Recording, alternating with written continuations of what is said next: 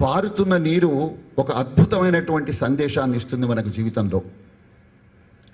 నీటి చుక్కలు కోట్లాదిగా కలిసి ప్రవహిస్తూ ఉన్నప్పుడు ఏర్పడేటువంటి బలం వల్ల, వేగం వల్ల, ఆవేశం వల్ల దాని కింద మనం డైనమో పెడితే విద్యుత్ శక్తి ఉత్పత్తి అవుతుంది.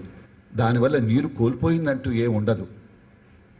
తాను కోల్పోకుండా తాను ఇవ్వగలుగుతోంది. ఆ తర్వాత ఆ నీరుని తాగటానికి వాడుకోవచ్చు, కాదనుకుంటే వ్యవసాయానికి వాడుకోవచ్చు. ఆ ఎత్తిపోతల పథకాలంటూ ఉండి పెన్ స్టాక్ పైప్ లైన్స్ ద్వారా మనం గనక నీటిని పైకి ఎత్తగలిగితే, మళ్ళీ నీటిని కిందకు దించగలిగితే, మళ్ళీ మరొక్కసారి ఎన్నిసార్లు అంటే అన్నిసార్లు నా నుంచి విద్యుత్ శక్తిని ఉత్పత్తి చేసుకోమనమని నీరు మనకు సందేశాన్ని ఇస్తూ ఉంటుంది. ఆ నీరు నుంచి స్ఫూర్తి పొందడానికి ప్రయత్నం చేద్దాం. ఇస్తే తరిగేదేమీ లేదు, పోయేదేమీ లేదు. ఇవాళ మే 1 అండి.